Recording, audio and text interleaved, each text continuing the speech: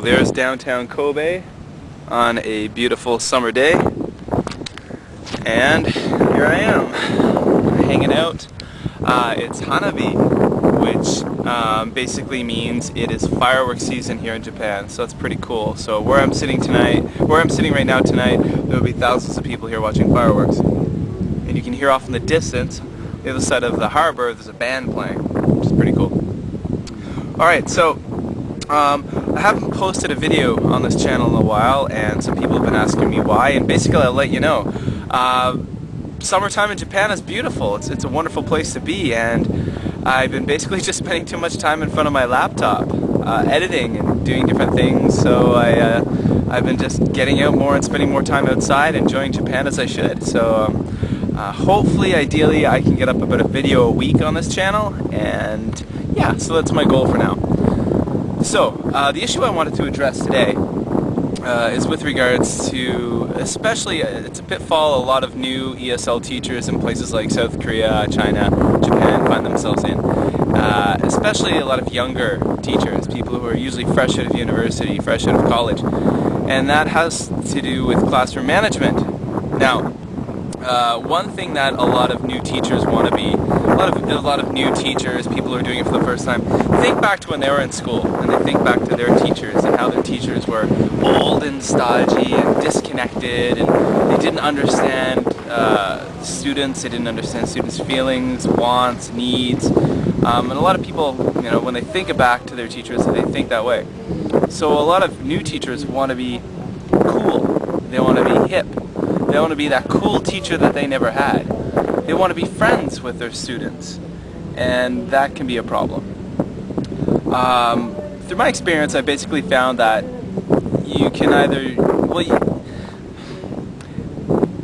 you can either be the friend of students or the teacher. You can't be both. If you want to be that cool, hip friend of theirs, well, a lot of times they're not going to respect you as a teacher, and you're going to have a lot of trouble with classroom management. And I've seen that time and time again with friends of mine and coworkers, where they are very easygoing, too easygoing with the students. They have fun all the time. They play games. They don't take things seriously. They're always horseplaying and having just a great time with the kids. But when it actually comes down to doing some work, and it's time to do something serious, those kids often don't respect that teacher very much, because that teacher is the fun guy. The teacher isn't about work. The children don't see that connection. That teacher is there to have fun with, to play with. So when that teacher tries to be serious, it usually backfires and blows up in their face. Yeah, so in Teachers College in Canada, some instructors said, and some teachers I met would say this, and I think it's a bit extreme, but they would say that when you start school in September, you should never let your students see you smile until October. You know, you've got to be very authoritarian, or at least very stern, and you have to lay down the routines and set routines, set the groundwork. Once the routines are set and the students understand the expectations of you as a teacher and what you expect of them and their role in the classroom, their role as a student in that level, then you can kind of loosen up, relax a bit, and take it easy. Now, there's a lot to be said about that. I don't know about not smiling for a month or a month and a half, but as a new teacher, you do need to set routines. You need to let them know that you are not the friend, you are their teacher.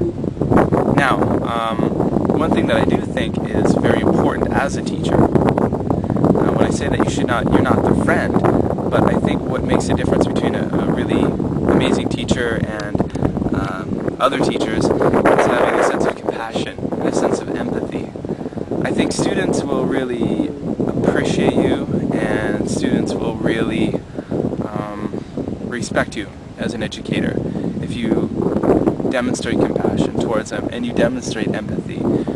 If students know that you legitimately care about them, you legitimately care about their academics, their performance in class, you care about their athletic endeavors, you care about their endeavors outside of school, I think students, if they know that, then they have a new level of respect for you.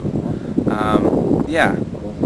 So what I'm basically making, is my opinion, my suggestion to new teachers, especially, and younger teachers, is don't try to be the buddy of the students. Don't try to be the cool guy. Because often what will happen, if you're the teacher for a month and you're the cool fun guy, maybe you go on a field trip somewhere and you've got to have them listen to you and line up and follow commands, or maybe it's time to do some kind of testing or work. Maybe you've got a supervisor or someone from the head office of your school is coming down to observe your class, and all of a sudden when you try to get them into shape and you try to get control of the situation, they won't listen to you, and they might just think you're joking and kidding. What's up with this? He's always fun. Why is he being so serious? So, long story short, my suggestion is don't be the buddy of your students. You're not their buddy, you're their teacher. You're there to educate them. You're there to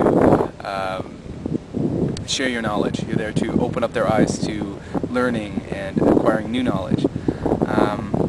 Have compassion, have empathy, care about them and their success, absolutely. But if you become their buddy, often what happens is those students will start to push you around. And then that's going to make for a really long and painful year at your school. So often when teachers lose that control or they don't have that respect, they might not get it back. They might spend their entire year at that school being basically kicked around by the kids. And it won't be until they change schools, they get a new class, and they change the way they're doing things that they'll get that respect back. So yes, hope that was helpful, and I will try to get another vid up next week. Some videos that I find very useful, ones that I come across in regards to teaching ESL and teaching in general. So I'll post those, and I hope everyone finds this advice of mine useful in some way, or at least they take something away from it. So have a great day, good luck teaching, and take care.